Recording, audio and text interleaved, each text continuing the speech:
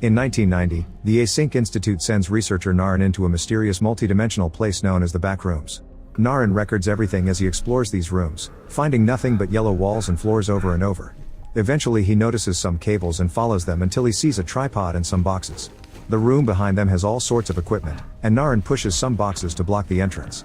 Then he uses the radio to try to contact headquarters, explaining that this is the furthest he's been but he's lost his teammates. He also says that there's something else here, so he wants to be rescued. Suddenly he hears a weird noise and sees a bird crashing into a wall. When he tries to check on it, the bird flies away. Afterward Naren keeps exploring and finds more objects instead of empty rooms. Many of them are unfinished or stuck to the walls. At that moment he hears a door opening and turns around to discover a terrifying monster coming for him. He starts running as fast as possible and enters a room decorated like an island, but when he tries to open the door he can't. The creature soon finds him and knocks him down. Later the Async scientists watch the footage of the incident. Weeks later, therapist Mary is devastated to watch her childhood home being demolished. The handprints on the cement path remind her of the day she and her mother put them there. Meanwhile Clark starts the day at his furniture store, but the business isn't doing well.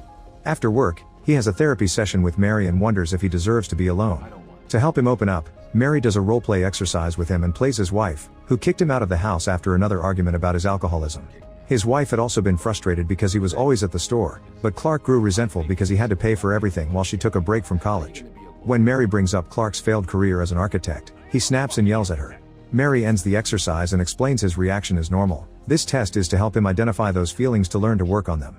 Sometime later, Clark dresses as a pirate to film a commercial for the store, promoting very big sales. Unfortunately when he sits on a chair, its leg breaks and he falls. His assistant manager Kat and her boyfriend Bobby want to do another take but Clark refuses for now. In the afternoon, Clark brings an electrician to the store to check on some power issues.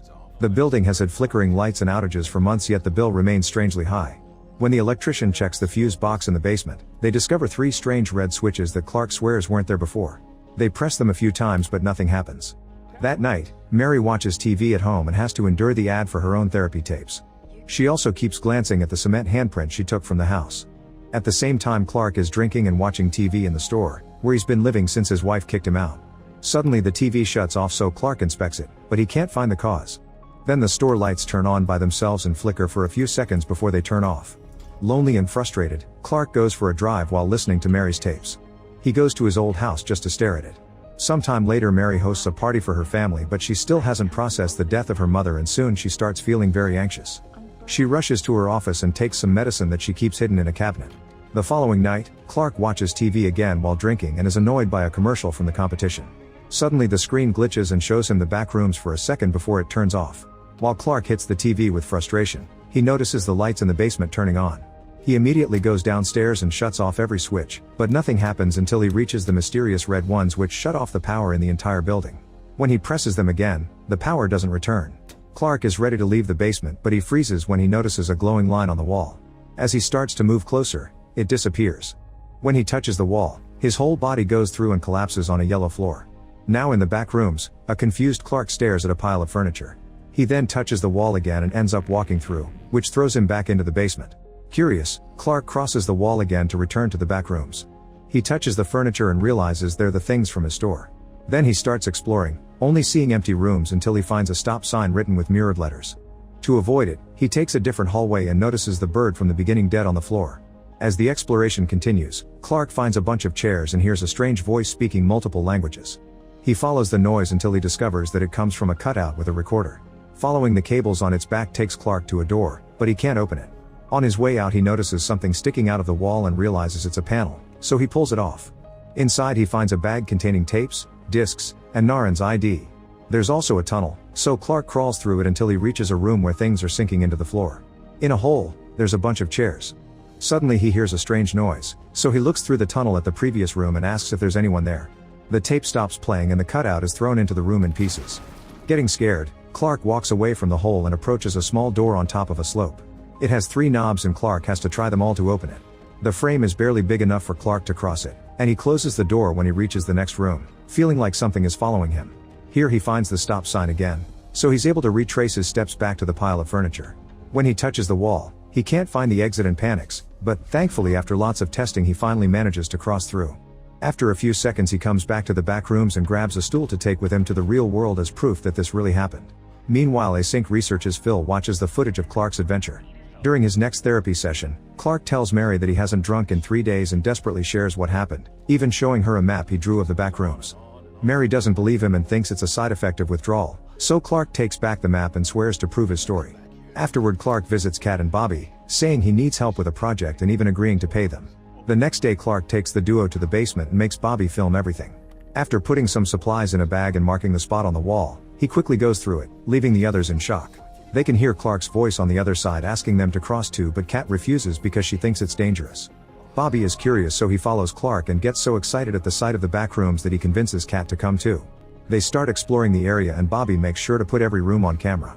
When they find a dark tunnel, Clark ties Bobby to a bed before sending him down. The tunnel gets narrower as he moves, so Bobby starts crawling to reach the room at the end. There are piles of laundry everywhere and a really nasty smell. In the neighboring room, Bobby notices flickering lights. He wants to check the place out, but the rope isn't long enough for him to reach it. Suddenly a terrifying creature appears in that other room and Bobby immediately starts climbing up the tunnel, telling his friends to pull him up. When he reunites with them, he tells them what he saw but is interrupted by the rope trying to pull him back into the tunnel. Kat catches Bobby and Clark tries to untie the knot, however the rope keeps pulling with impressive strength and Bobby is soon dragged down the tunnel. Clark and Kat hear monstrous sounds and Bobby screaming down there before the rope pulls again to hit them with the bed. It drags them down the tunnel with the camera and they watch in horror as Bobby disappears behind a hatch, leaving a trail of blood on the floor. Kat immediately runs into the dark room to look for her boyfriend and Clark hears her scream before the hatch opens again. The creature seems to be coming back, so Clark escapes by going through a hole in the wall.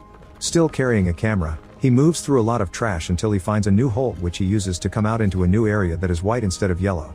Hearing noises behind him, Clark opens a door and finds the yellow room with the laundry piles. He calls for Kat as he walks, noticing another room with lots of chairs, sinking couches, and a crutch. A corridor takes him to a room with children's toys followed by several empty rooms. Clark opens the first door he sees and rushes through it, only to find a Christmas tree playing music and surrounded by mannequins sinking into the floor. Behind the tree, Clark finds a person on a chair and says hello. This person turns on a lamp and reveals he's missing half his body. Then a deformed woman appears in the room and comes after him, so Clark starts running. As he crosses different areas, he sees more Christmas decorations and the front of a house. When he goes through the door, he ends up in a bathroom. After slipping on some water, Clark keeps moving and finds some pools. At that moment he hears Kat behind the wall, so he puts the camera down and tries to find a way to help her. Then something enters the room and grabs the camera. A flashback shows Mary's childhood. Her mother was mentally ill, so the house was always dirty and all the windows were covered with newspapers. One day little Mary tried to open the window, but her mother caught her red-handed and scolded her, reminding her to never go outside because it isn't safe. When the door suddenly was blown up, adult Mary wakes up from this dream. She stares at the cement handprint before she hears her phone ring, but she lets the answering machine take it. Clark leaves a message saying he's never coming back. Meanwhile, Phil watches TV with his family when the ad break plays Clark's pirate commercial. Phil is in shock because he immediately recognizes him. Moments later, Mary arrives at the store, which is empty. There are many envelopes under the door, suggesting nobody has been here for days. She goes inside and calls for Clark to no avail. When she notices the basement lights flickering, she goes downstairs and finds a board with the map he showed her. She also notices the marks on the wall and is shocked to watch a fly disappear into it. After some hesitation, Mary touches the wall and gathers her bravery to cross it. In the back rooms, Mary doesn't find the furniture, only empty rooms and the stop sign. She starts searching the area and eventually she discovers some stuff from her childhood home. In the next corridor there's a pile of chairs and a disturbing drawing on the wall that shows a terrifying monster killing humans. Some notes indicate the artist was trying to figure this place out. At that moment she hears a noise and turns around to see someone hiding in a passage. Clark tells her that she's being too loud before he shows himself, saying that this is every place that ever was. Their chat is interrupted by a noise and flickering lights, so Clark tells Mary not to worry because it's just him. Suddenly he wraps his arm around her neck and apologizes as he chokes her, claiming it's for her own good. Another flashback shows little Mary watching her mother being taken away to a mental hospital, which left her alone at home. This memory starts transforming as her house loses objects and details, little by little becoming just one more area in the back rooms. Then Mary wakes up tied to a chair in a dining room, where Clark is setting up a table while surrounded by three strange-looking people. He says this is a mess but kind of beautiful. He also explains that everything here is built by the back rooms based on the visitors' memories. The more they rebuild them, the more distorted they become. Clark thinks they're an improvement of the original because they can't feel pain, which he proves by stabbing a man. According to Clark, feeling no fear or regrets and only existing like furniture must be amazing. Then he starts pulling pieces of the man's stomach, revealing stuffing instead of flesh. Clark serves the pieces on the plates and says this can be eaten before opening the fridge to reveal Kat's head. A desperate Mary begs Clark to let her go, promising to help him with anything he needs. Clark wants her to admit he was right, but first he sets up a scene like in their roleplay exercise. When he turns off the lights, the weird guy on the chair turns on his lamp. After taking the knife back from the body, Clark cuts off the woman's whole hair and puts it on Mary as a wig so she can play his wife. Pretending this is the night he was kicked out of the house, Clark apologizes for accidentally waking his wife up.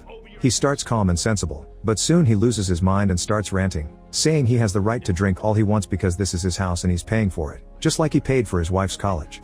Mary yells that she's not his wife and shakes off the wig, ignoring his request to stay in character.